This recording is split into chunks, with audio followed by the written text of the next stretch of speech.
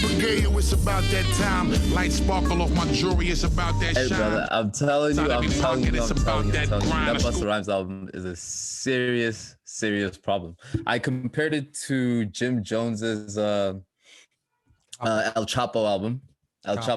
For sure. It gave me exactly the same vibe. Just being so happy to see hip hop mature and its technicality and lyric ability and artistry, the artistry of it come out to the forefront through albums like this, man. It's some fly shit. Man, that El Capo album is crazy, bro. And dude, as much as it means to see hip hop mature in the way that it's maturing, you don't have no idea how much it means to me to have you start us off that way, playing that hip hop, because I get scared.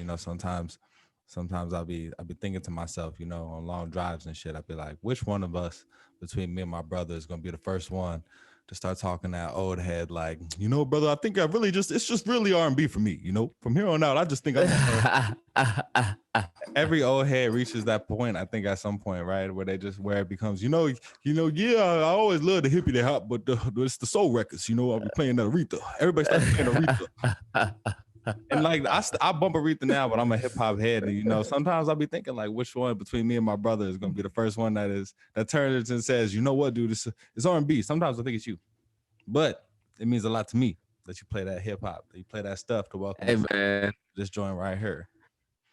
Hey, man, I appreciate it. And to be like, fortunately for me, I've been an R&B head for a very, very long time. So it's not an awkward switch to jump between the two. But that being said, today, I'm glad we had to start hip hop today, because today is a very hip hop-esque podcast, which is something we've both been looking forward to. Yes, sir. Yeah, hey, man. Right in that lane, bro. You asked me, bro, in pre-pro, right? Like, bro, have you done your research? I'm thinking like, oh, like which of these topics, you know what I'm saying? We want to get into the Black struggle. We want to get into the diaspora and changes. We want to get into, gender-based issues. And my brother asked me, are you ready for the hip-hop conversation? I said, bro, man, I was born ready for that one. That's the one I keeps it on me for the hip-hop conversation, man. I'm ready for this. Ready for this. For sure. This is a Thanksgiving special, B. This is 100% the Thanksgiving special. And I think for us, it's important to be honest in the content that we deliver, because that is really the spectrum of the conversations that we have. It does range from hip hop, and then it goes to consciousness, and then it goes to business, and then it goes to personal life and things of that nature. So I'm glad you're picking up on the vibes, and I'm glad the vibes are being set out right on today's lovely All the Way Live podcast. Hey, what's good, people? How y'all doing out there, man? Hope y'all are like safe and had a great holiday with your families and everything. That's mad fly. I know it's been a tough one, a weird one, a strange one, but I hope everybody found a way to spread love, share love. If you tried to get ahead on your Christmas shopping at some point this weekend, I hope you were able to do that safely too. Man, you know what time it is, man. It's Miles Xavier in this joint. I am like Mr. Christmas, Mr. Southside Santa Claus. You know what I'm saying? I took advantage of the holidays. We had this little Thanksgiving, John. I'm jumping into the dap up already, but I can't stop the spirit, Hey, take your time, baby. Take your time. Take your time. Come on, man. It's been, but I'm just, I'm in a great space, bro. This week has been a chiller one for me that I've had in a long time.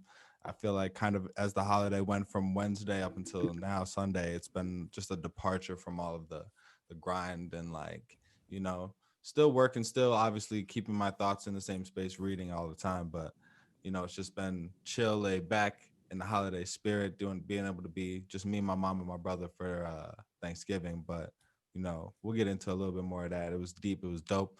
Had some time this weekend.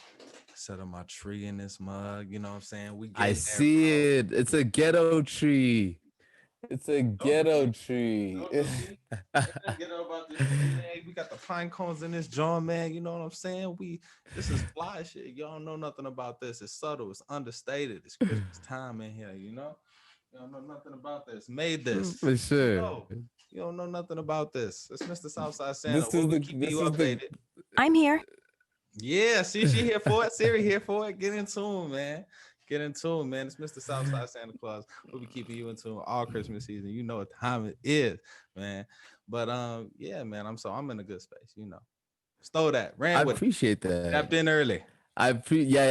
came in You hot. definitely came in hot and took away all of the structure. We have pre-production and we have a strict list. Like, okay, I'm gonna start here, go here, and then it just every episode, this is Christmas how this last, goes. Christmas But last, put out that production. this is the Christmas special. And while we're doing the introductions and speaking on formalities, we might as well get right into the absolute formalities of all things, starting with Wait, definitely first and foremost. yes, is your dap up, bro? I just ran with that. So first and foremost, before we even talk about the structure, I need you to also dap in. Care about my brother, man. What's going on with you? Hey, my man, I'll tell it to you like this, brother. My excitement again coming into this is at a high. I know this is what we're supposed to be doing for the mere fact that every time we step on here, this is not excitement that we put on, but it's genuine excitement that we have to speak to each other as brothers and as best friends. It's been a hectic week. It's been a full 7-day week. You know, it's been a very entrepreneurial week where you gotta chase up on people to get you cash and get it out the mud. But that being said, the fact that we're in a position to make those decisions for ourselves is something that I feel very blessed to have. And so coming into this podcast right now, my brother, is nothing more than happiness, excitement, and that good old banter, son. That's what we're here for. Let's get it. That's what we're here for. And that being said, without further reduction, Miles, drop the air horns, the bombs, please. Do we have air horns and bombs? We have Can I ask for that? we have we have air horns and bombs on days that I'm sharing sound to intro the podcast. So every other podcast, we have air horns and bombs. We gotta fix that. If you intro the podcast, you gotta supply the air horns and bombs, dude. You're sharing. Zoe Gila is sharing sound, dude. There's there's way too many rules in this podcast. This is not what I signed up for. I'm supposed to just come here, say the introduction, smile, and then keep it moving. The rest is up to you. I didn't sign up for this. But that being said, because we keep jumping all over the place with it, welcome everybody to the All the Way Live podcast. Yes, sir. This is nothing more than a conversation between two brothers, between two best friends, between two homies, two black men traversing this world. And what we bring you guys is a structured program where we try to take the best, most exciting, most relevant things that are happening in our lives, and we bring them forth and we break it down to you. And how we've broken that whole process down is to break up this podcast into 3 parts. We have the stumble upon, we have current news, we have recommendations and review. On stumble upon, what we end up getting into is things that we've stumbled upon, things that have interested us. We go right into that. We share some of the fly shit that we've come across over the week, and then we go into current news. Now in current news, we talk about the current topics, relevant topics, anything that's headlining, be it whether we want to or whether we don't. Apparently we still get into that. And then for recommendations and review, it is what it is. And this is the part right here where we get to interact with y'all as the crowd, as the listeners, as the fans, as the supporters. You guys tell us what we should be looking into, what we should be reviewing, what should we be getting into. We take that, we analyze it, we ingest it, and we bring it to you. So without further ado, welcome to the All the Way Live podcast. Get a drink, get your vices, get a couch, sit down. Welcome to the family, man. Let's get into it. Man, yes, sir. Thank you. Bringing us in. Smile Xavier, Chicago, represent United States. It's interesting. You know what I'm saying? I'm glad I paused and made sure that you had to dive in too, because as carried away as I tend to get with this holiday thing when it comes to Christmas time. It's important to acknowledge that, like, yeah, y'all don't do no Thanksgiving shit. And so I'm glad that we have that like more well-rounded international feel. Because like you was hustling this week, you know what I mean? And that's important. It's important to acknowledge. Yes. So I appreciate you hustling. Yes. I appreciate you taking on all the jobs that the podcast requires of you. You wear a lot of hats, goddammit. I appreciate the hats that you wear. Appreciate you. Appreciate you. When you're going to get your soundboards, you can play the air horns and the bombs. And I appreciate you for bringing us into this mug, man. Wow. Wow. You're What's worse? gaslighting me is what you're doing. I don't think you see it. You're gaslighting me. So let's get right into it. Stumble upon. I'm not Tell me, Dr. gaslighting you, Xavier. dude. Gaslighting Tell doesn't the exist. You people. made it up because you're crazy. Oh wow. Oh wow. Look at patriarchy dancing in the room today. Listen, man, stumble upon. I'm gonna get right into my stumble upon. What I stumbled upon recently, which is something that I wanted to talk about, and you kept stopping me, is the fact that I've been microdosing psilocybin for the last 2 weeks. Right Wait a minute. now, it's been a very interesting journey. Yeah, it's been a very interesting journey trying to be able to balance out the amount to take and how often to take it and whatnot. But the reason I wanted to bring it forward is because I realize it's something that a lot of people are getting into and a lot of people are doing, which is the practice of microdosing, be it LSD or psilocybin, which is commonly found in magic mushrooms, in very, very small doses for therapeutic and health benefits. We've seen some of these things be tried into the medicinal world, where doctors are now prescribing microdoses for depression and things of that nature. I, for one, can fortunately say I don't suffer from any of those mental illnesses. However, a positive, I have noticed some positive after effects of microdosing, and I just wanted to bring that to the pot of my stumble upon this week. That's fire, dude. So, without pretending not to know as much as I know about your history with psilocybin, as we're referring to it in the conversation, you've been taking the booms for a long time. This man is a boom expert. This man been booming for a minute. This man might be Don Cannon. He had the booms from a while back. But so I want to I'm ask trying to you. take us to the next level. I'm trying to I get us ad understand. revenue right here, I'm messing. Miles. Well, I'm saying I'm with. I'm trying to get us. We're gonna get sponsored by the shroom companies. So this is what's going on, man. Listen. Shrooms are us. Keep going. So I want to ask you if you were scared to start microdosing, right? You were probably pretty comfortable in that regard. Was there anything in particular that you were like looking to get out of the experience when you went into it, or had you read up, or had you heard it becoming more popular? And was there something about that you read that made you want to try it? Um, I've done microdosing in the past, but I've always done it as for recreational purposes. And so this time around, I wanted to take a more medicinal and structured approach to it, to see if, how can I optimize the effects that this particular medicine can have, and abide by a certain prescribed structure for it. And so the whole structure was you do 2 to 3.1 grams of the psilocybin, either in a pill form or however the case is. You do that over 3 days, and then you take some time off, and then you cycle in, cycle out, cycle in, cycle out. Now, I will say that after the first week of doing it, on the fourth day after after the 3 days where I had taken it, the fourth day actually felt quite terrible. It was very down. It was very dark. It was very, it was a day of insecurities, and not insecurities in the way that psilocybin usually forces you to grapple with them, but it was just a very down energy and down emotional day. The day following that and the week following that turned out to be actually quite energy filled and positive in a way that was noticeably different than before I was microdosing. Mm. And something that psilocybin does for you usually when you are confronting these type of things is that it attaches them to emotions and other aspects of your life, right? It often feels like a journey where you're, exploring almost like representations of your own psyche and issues and traumas and stuff like that, and you get to confront those things. So when you say you had a day that felt down, but it didn't feel like, in the typical way that psilocybin makes you confront those things, was there a resolution that you feel like helped carry you into the next positive day, or was it just more subtle behind the scenes? This was how you were feeling one day, and then you felt differently the next.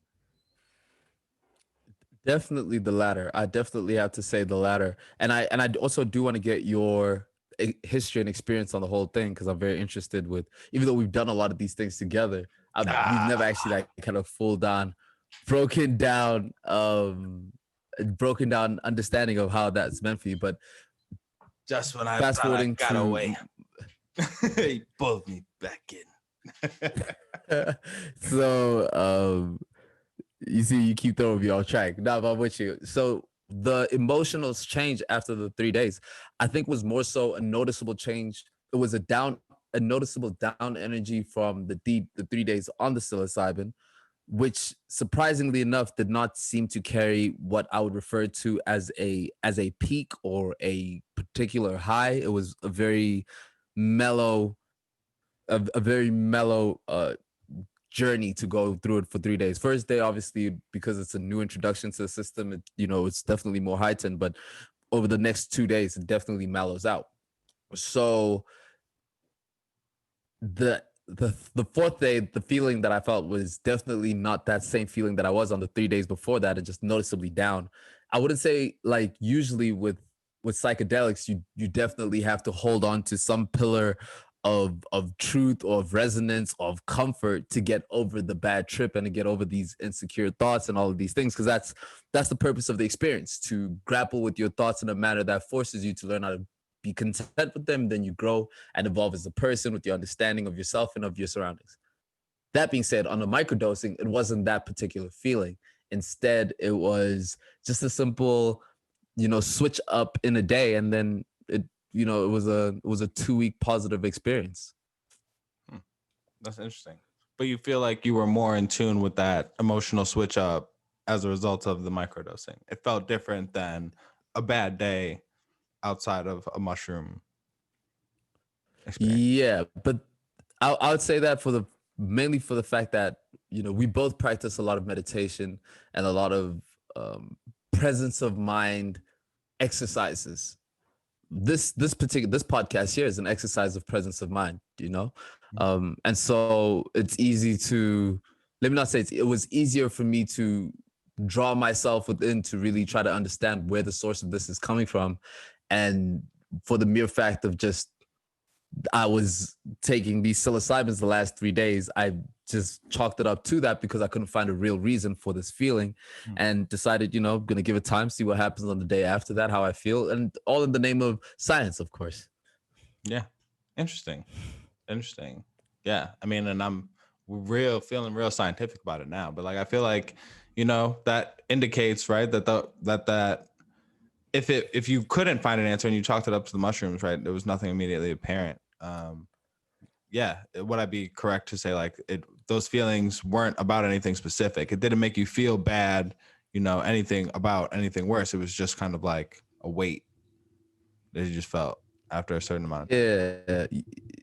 Yeah. Tell me about some, like, what's been your experience with psilocybin, mushrooms, or anything else you want to put into that category. It's like I'm mainly looking at referring to psychedelics. Yeah. Well, I mean, again, acknowledging, right? My My bad, not to cut you. Tell me about your drug history on your podcast. Go on. Nah, I got this, dude. I know you come into that with the best of intentions, dude. You're not trying to have me dry snitch, but and I think it's an important conversation to acknowledge that, right? I think a very specific lane of the American experience provides university as a space for experimentation of all kinds, right? And just for the sake of honesty, that like, yeah, like and it is really interesting, right? Here in the States, mushrooms have been legalized in, I want to say, was it Oregon, Washington? Man, I wish I knew that for sure. But it was one of many things that we were digesting politically over the last couple of months.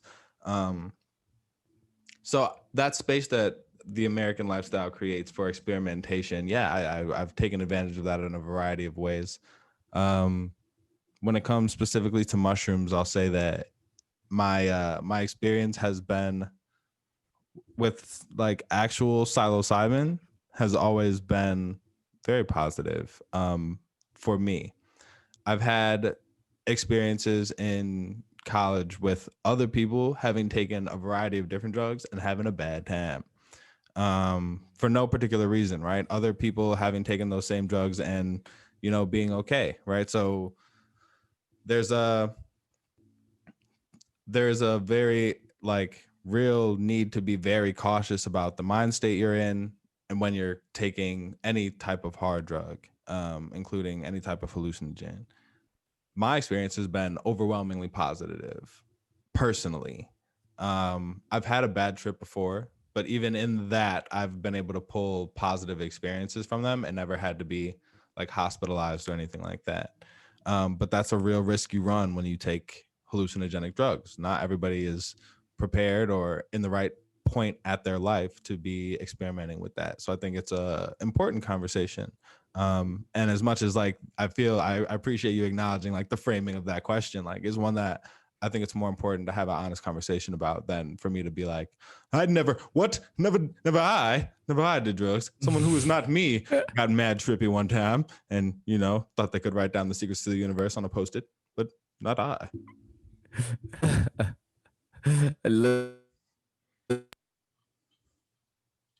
Listen, it's the honest conversations to be had, which is like, listen, there are ways to have positive experiences with these types of substances and to use them responsibly, even recreationally. However, it is important to understand that one, preparation plays a major key in how these things function and how you will react to yourself and your surroundings. And two, you do not know what is going to be a catalyst for triggering what a mental instability, and that is that's a very real reality going into that. And so what I always say is that anybody that, because it is a fun time, like let's not get like over serious about it, but there is a reality of if your the brain is fragile, and if your brain just so happens to be vulnerable in the areas where this particular substance might trigger, then you are liable to have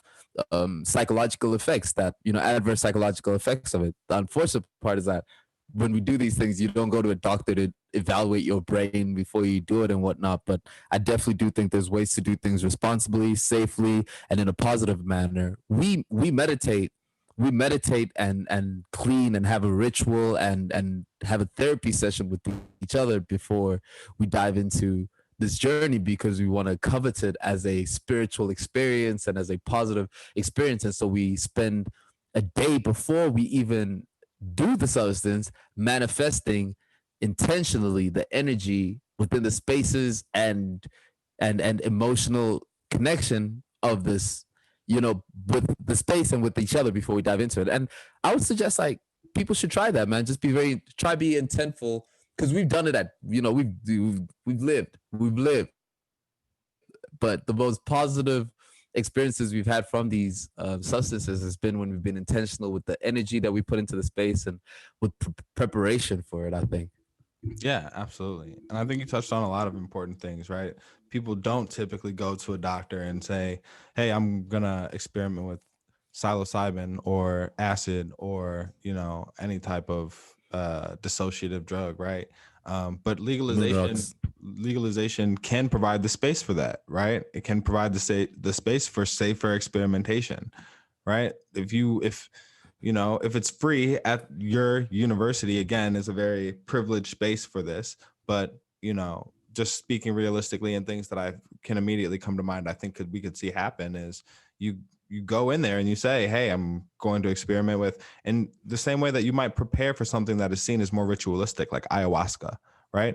I'm gonna Mm. I'm preparing to do this, right? Let me take a physical of some sort, and even to maybe talk to a psychiatrist or anything that pushes people to think more about mental preparation and mental examination and introspection, especially in the realm of talking to a professional. I think is positive.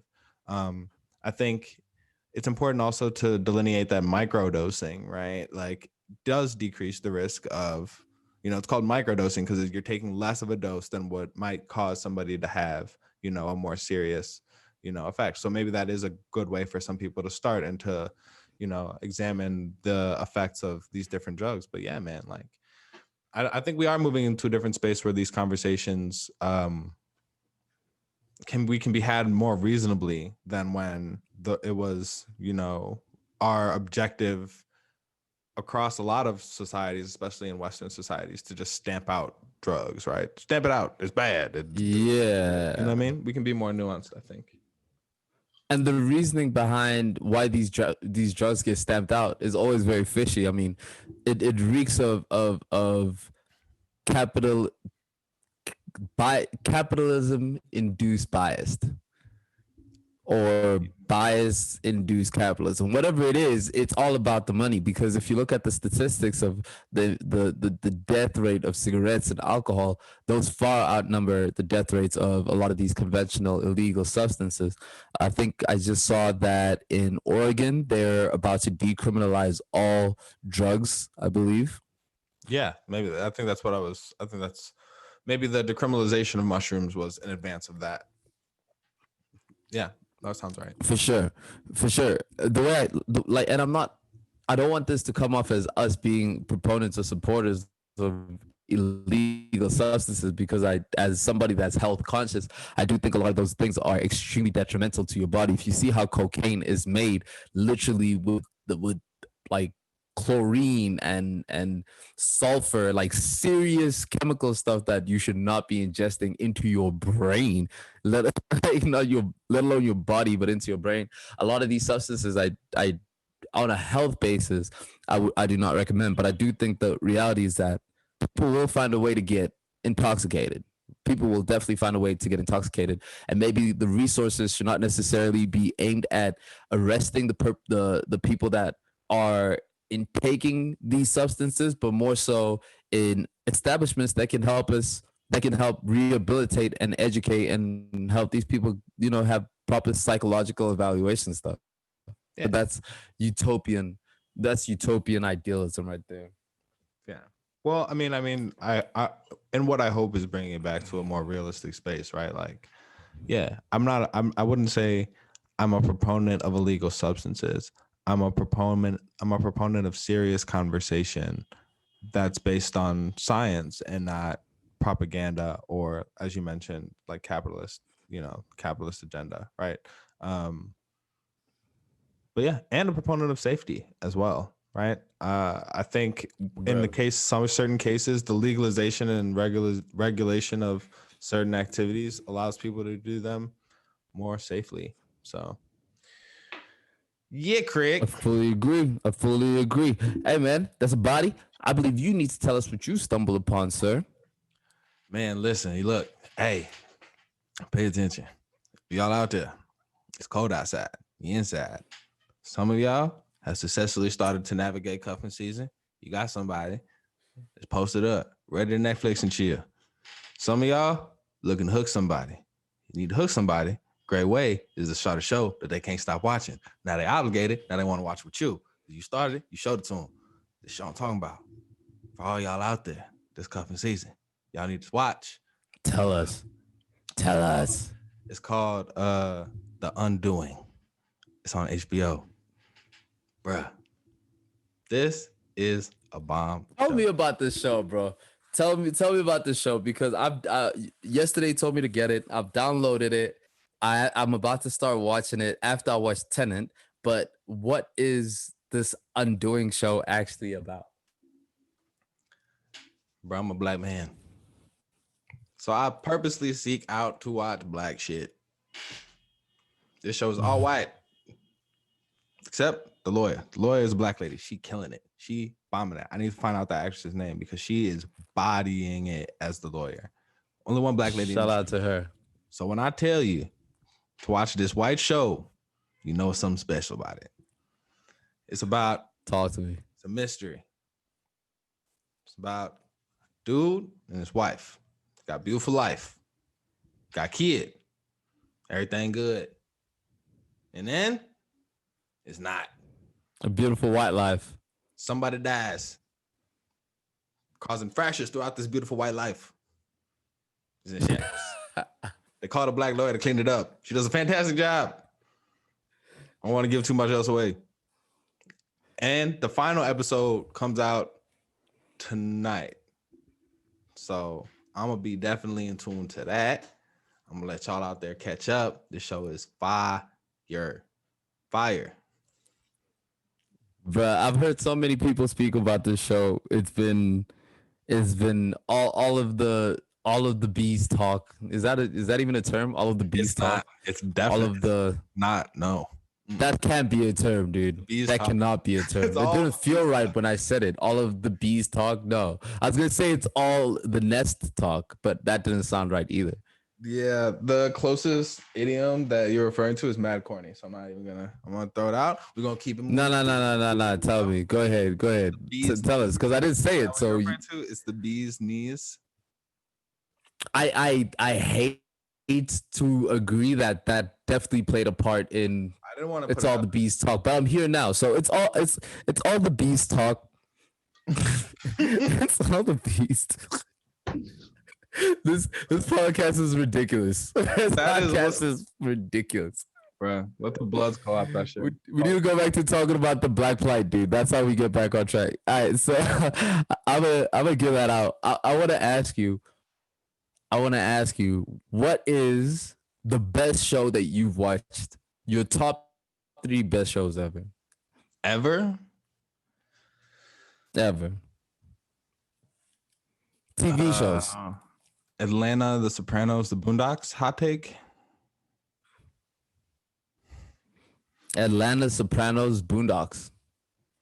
Yeah, if I gotta rock with a 3 off the top of my head real quick. Yeah. I ain't mad at that quick. You know what's an even better question is, on The Undoing, you mentioned a fractured white life, right? Mm-hmm. Now, there are some great TV shows with fractured white lives in it, and I'm trying to get us to the crux of what are those fractured white life TV shows. And I'd say Breaking Bad is top 1 for me. I have to put Breaking Bad up there. That is a very regular white life fractured by a whole lot of niggatry. I didn't get that.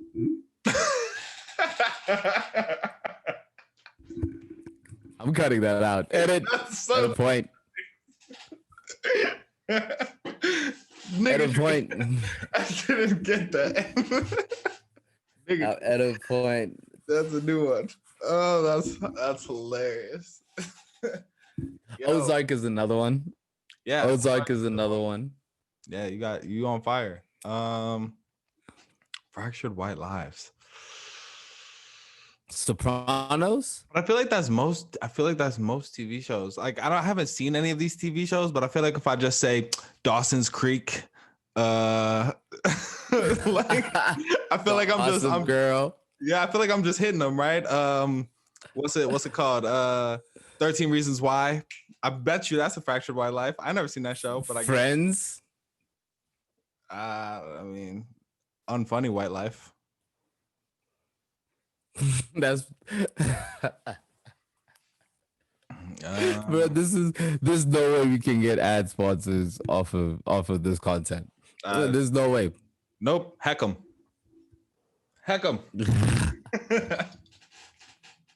Echo. Nah, so I will give that a check. Thanks for that stumble upon. I will give that a check. Going into the current news section. I swear we need a soundboard. Going into the current news section, we got we did promise this to be a hip hop album, a hip hop podcast today. This is about hibbity hop, a whole lot of hibbity hop, and the talk of current news. First of all, is the Grammy, which we've touched upon, I believe, last episode. Even if we didn't.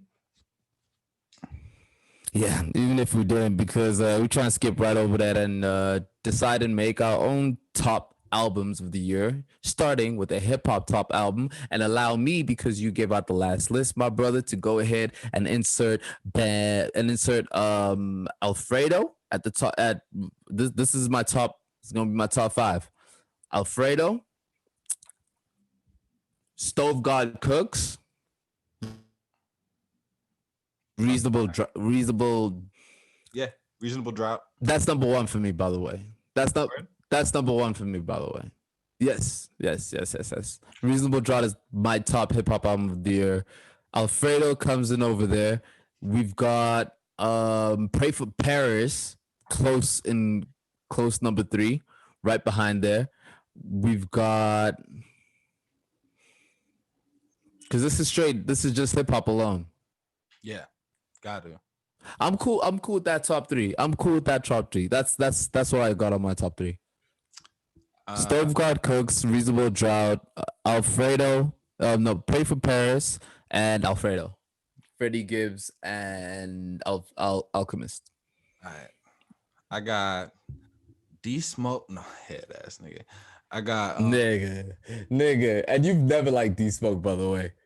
that's not true. I never liked D Smoke. I just like everybody who got real hype when D Smoke won the Netflix show, which he got some fly raps, bro. That dude can rap. He's a very good rapper. He's an artist. But when they show me D Smoke, I'm like, all right, well, this is if whatever you like about him, like I love about Kendrick and Los. So I get it, but I've seen this before, and that's no like that's those are amazing lyricists to be compared to, but it's just not as original or new to me as it is to some people. But he's got some joints. Yeah. Benny the Butcher, Burden of Proof. Okay. Yeah, I like Freddie Alfredo with the Alchemist. I like Royce the 5'9", the Allegory. I like Reason, New Beginnings. I couldn't do the Reason album too much. I haven't gone back to it. I like it. I think that album's gonna age very well.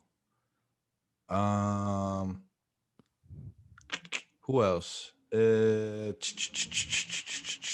I mean, honorable mention, man. I can't lead this conversation without Shoot for the Stars, Aim for the Moon, Pop Smoke, and King Von's album. Both of those albums are, they're just they need to be mentioned. I don't know, man. I don't know who else I really need to put in the album of the year conversation. Because I mean, yeah, Pray for Paris is fire. I think more of Griselda needs to be appreciated because they're putting out some amazing projects. Even Lulu. Even Conway's album. Yeah. What is it? King Without a Crown or something? No, what is it? It's Crowns of Kings. King Without a Crown. Yeah, Crowns for Kings. Crowns for Kings. Yeah, man. Griselda's doing Kings. crazy things right now, man. But yeah, it's been a dope year for hip hop. I'm sure I think there's a Moneybagg Yo album. From King to a God. That's from King to a God. Our fault. Butchered the fuck out of that. No pun. Yeah. Boom, boom, boom, boom. Bruh. Bro, that brings me back to that nonsense conversation we were having the other day about niggas that are so gangster they snore Griselda ad-libs. Yo. That's the type of content that's not gonna make the podcast. That's all the nonsense we speak about before we press record, before we get formal. Yeah, but I think, man, there have been some. I feel like I'm missing a couple, but oh man, I bet the Sharecropper's daughter, Ciroc, right? So if I recap my top 5, I got Benny the Butcher, Burden of Proof, Freddie Gibbs and Alchemist Alfredo, Reason, New Beginnings, Ciroc, the Sharecropper's daughter, and the Allegory, Royce the 9-5. Royce the 5'9". Nigga, I be working 5 to 9 and 9 to 5, nigga. I be playing that shit the whole time, nigga. It be all the time. Royce the 24 goddamn 7. That's a solid list. I don't think I'd compete much with that list. Baby's album came out last year or did it come out this year? Little Baby. Lil Baby dropped. I think My Turn is 2020. Yeah, that album is dope too. I I gotta put that on there. My turn on there for sure. I think that's a very very solid album. Yeah, that's a 2020 album. Put that up there. Trying He, to see what else. nigga, did you listen to that new No Ceilings Trying to see 3? what else. Not No, I have not listened to that No Ceilings 3. There's a couple joints on there, man. But the back half of the album Talk is to me about it. rapping. Yeah. So it's like the first joint, V8 is fire. The joint with Drake is dope. There's a couple more with him and features on there that are pretty ill. There's a him and Thug song that's pretty fire. But the back half, it's like I think it's I don't know, maybe 11, 12 songs, something like that. But like the last 5 or 6 are his kids rapping. Like not him featuring his kids, just his kids. Word? Mm-hmm. Yeah, and I mean, And like, I mean, they don't sound they're clearly in the same studio that Lil Wayne uses with the producers that Lil Wayne has available, and I mean, they're bodying, hey man, Lil Mosey and Lil Skies and all them. Y'all better watch out for Lil Wayne's kids. They coming for y'all. but talk about people that no longer exist in hip hop. Ghosts of hip hop. Lil Mosey and Lil Skies. Yes. Yes, What? yes, You yes, yes, tweaking? yes. You're tweaking, bro. You need I to talk think to more kids. word? Am I off beat with it? You need to talk to more kids. Yep. I guess so. I guess so. I guess that's where the little Mosey that's where hip hop loses me a little bit. Yeah, I mean it depends. It depends on what you like. I've by way of Chicago drill, I'm grandfathered into man hood noises. By way of Chicago drill, I'm grandfathered into a lot of that more melodic hip hop, and you can tell who the kids are tapped into. Look at whoever Lil Durk is doing features with right now. That's who the kids are tapped into. That's where that's you know. Yeah. Chicago had a great year for hip hop this year. Chicago had a great year. Unfortunately, the tragic death of King Von is a damper for what was otherwise a very stellar hip hop year with the Lil Durk's album coming out, which is great. Von's album Stepping Out, which was solid. Having Saba coming out, dropping some heat. Mick Jenkins coming out, dropping some heat. Um, I'm still sticking in Chicago. You had who else? Who else am I forgetting out of the shy? I mean, Dirk has dropped a couple of fly projects. Herbo dropped I think at the very beginning of the year, like February, March, he dropped man. Whatever. That album is real good, man. That album is real good. Yeah, man, Chicago has had quite a year. My hot take is that Chicago will never be. My hot take is that Chicago will never be kings of hip hop because they make more music for people to go shoot people to than they do for women to dance to. That's what I think. That's a super hot take, bro. Chicago might not ever be the kings of hip hop because people run with Chicago sound and it goes crazy other places. So look at Pop Smoke. That doesn't exist without Chief Keef. True. True. So True. it goes to the same, and that's something that happens in Chicago all the time, bro. Whether it be athletics, whether it be music, like people grow from Chicago and then start here and go somewhere else and blow up. You know what I mean?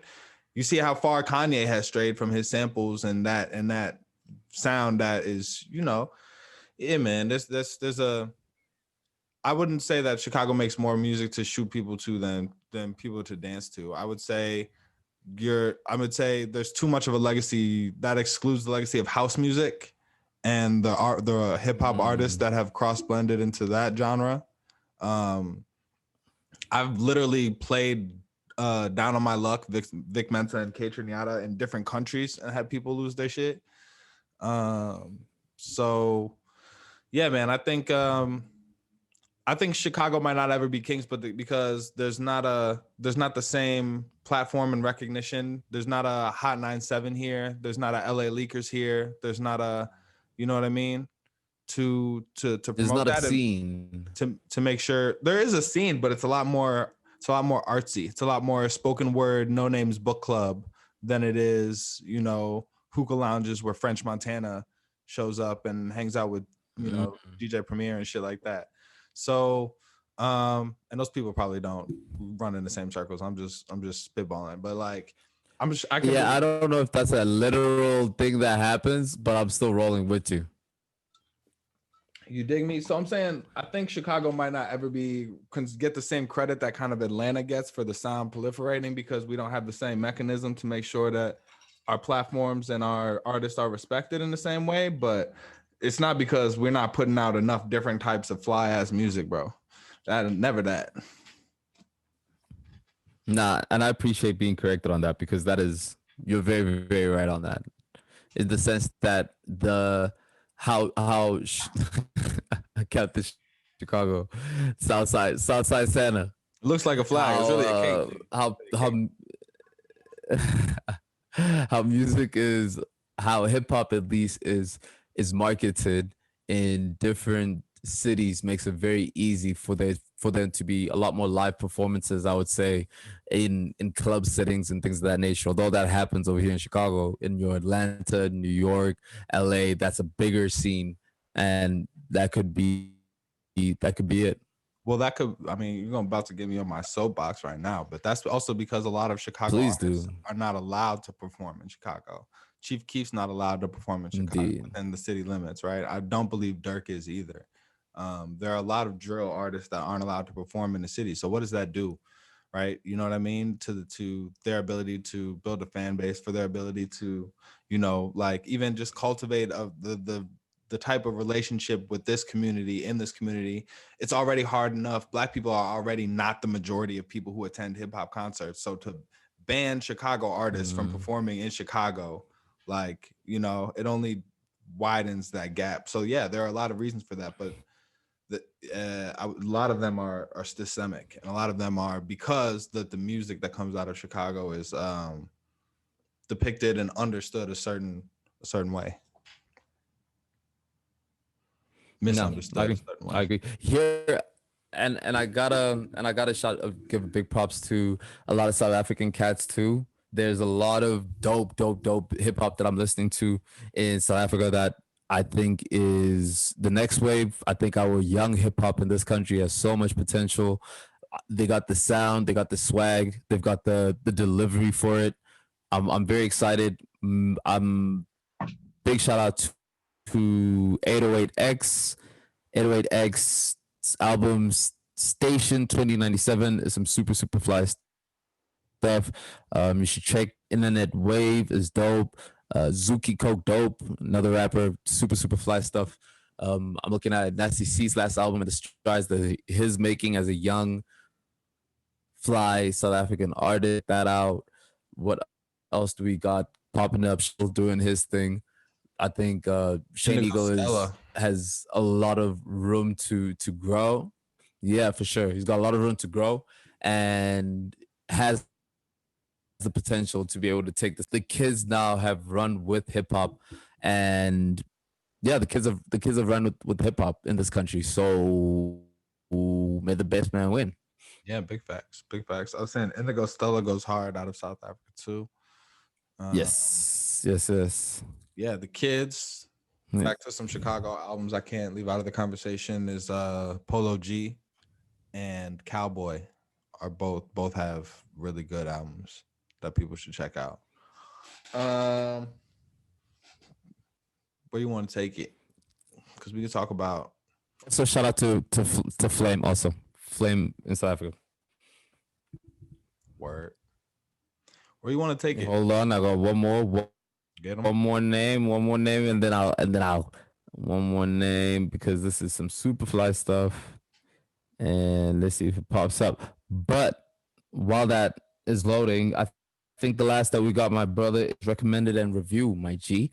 And boom, SPK, South African rappers. I got to shout out to people from my country. These kids are doing it.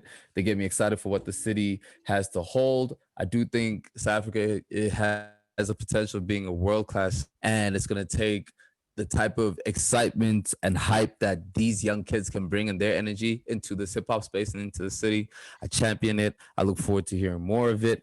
Let's get into recommended and reviews. Bet. Bet. What you got? Well, I don't know how we're gonna explain it, but the Mike Tyson Roy Jones Jr. fight, what we're that's what we're looking into. Right? So fight just happened. You've watched the fight. You've watched the fight. I've watched the fight. I we gotta try that again. You watched the fight. I'm still with chop. So I'm bouncing through the chop. How much? Tell me about what you thought of the fight. How exciting! Man, I don't know, man. I didn't feel I've been watching a lot of UFC. I've been watching more boxing than ever in my life. I've been more hyped for fights than ever in my life over the past few months, even this year. And I didn't feel the same. I didn't want either of them to hurt each other, right? Like there was too much to lose that I didn't feel like the fight was worth. You know what I mean? I didn't feel in my heart like I needed to watch the fight at the risk of either of these men getting hurt, the reputation's getting tarnished. They're giving both of them a belt at the end of it. You know what I mean? They're not going to declare a winner. I'm like, I didn't need this. If it was happening, so I'm gonna watch it, but I didn't need this. As far as the actual fight, because I'm watching it like, come on, man. Like I kind of want to see a knockout, but I'm not trying to see nobody get for real hurt, especially older in this life over this.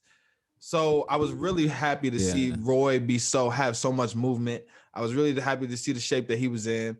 Tyson looked like he was going for it the whole time. He was going for a knockout. He got that quick. That jab is still intact. That left is crazy. There's still power in all of those punches.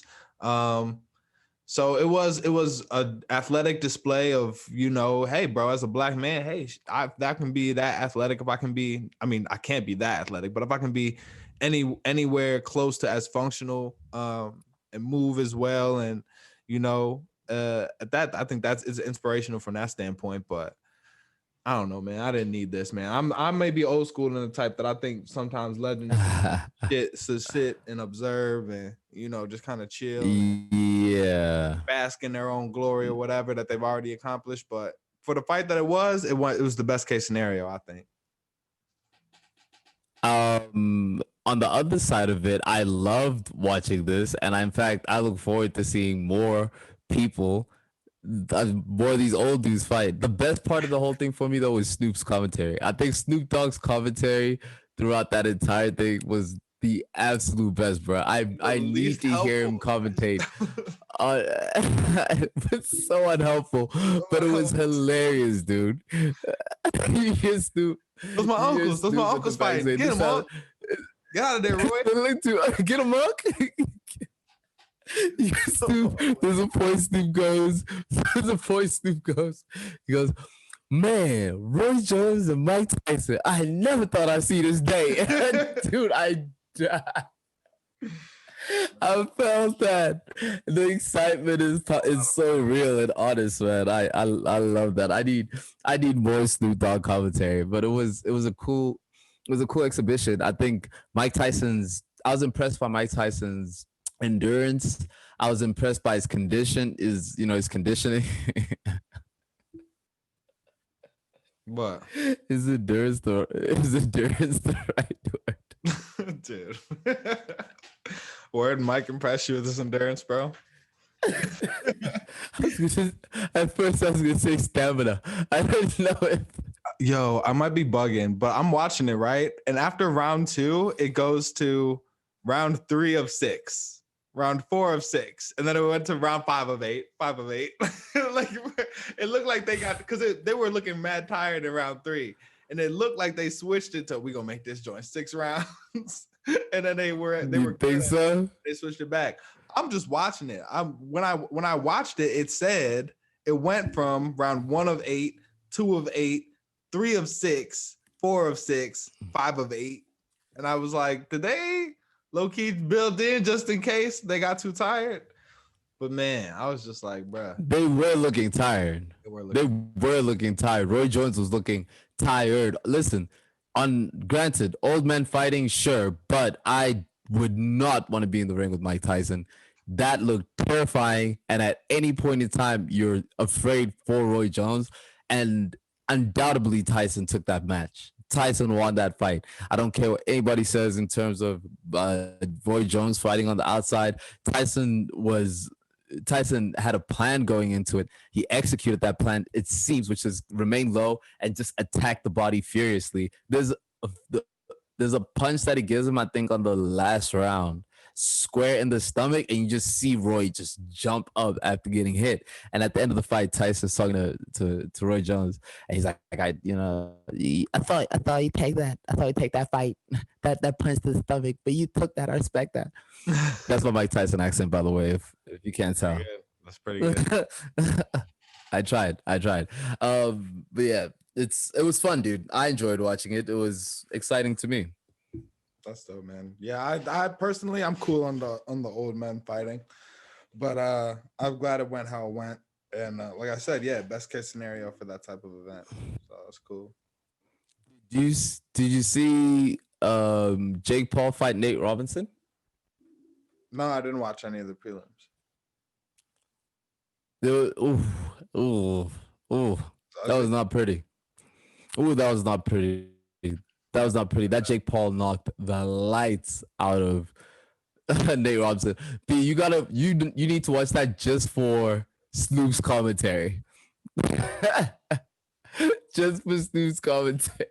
Yeah, for sure. It would be fun to watch. It would be fun to hear Snoop commentate on a fight that I was less invested in. That would be really funny. Yeah, for sure. No, Jake Paul. Yeah. That hurt. That hurt Nate Robinson. You can tell Nate Robinson was fighting from like a brawler standpoint, where he's just like, I'm gonna try and overwhelm this dude and hit him. But the kid just stayed very comfortable, and he was like, I bet if you're gonna keep launching at me, eventually you're gonna launch into a fist. And they dropped him. It was a bad KO, bro. It was bad. It was ugly. It was like, ooh, like they hit him. You know when a dude falls and both of their hands are together and they fall face first, lumped over, folding like a lawn chair? Yeah, that's the hard shutdown. Yeah. That was a hard shutdown. They pulled the plugs on that boy, and that's not cool. They shouldn't have done my man Nate Robinson like that. That's messed up, man. That's messed up. Yeah, I'll check that out, bro.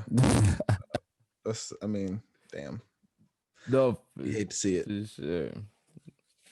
You hate to see it. For sure. Hey, man, listen, unless you got a different direction to take us, that's a pretty jam-packed, fun-filled show that we put together for these people. Cool. Man, I always got more in the talk for y'all, man. But that's why you should stay tuned. Talking about Christmas. Mm-hmm. Talk how you get the perfect gift for everybody. We're going to walk y'all through how to not break your back, making sure that you hook everybody up with something real nice. What else we got, man? We can talk about more hip-hop. We still got a little bit of year left, man. But that's sauce for next time. If you ain't got nothing else, I would like to acknowledge something very important. Something that I understand, that you understand. Something that we know. Hello. We're aware.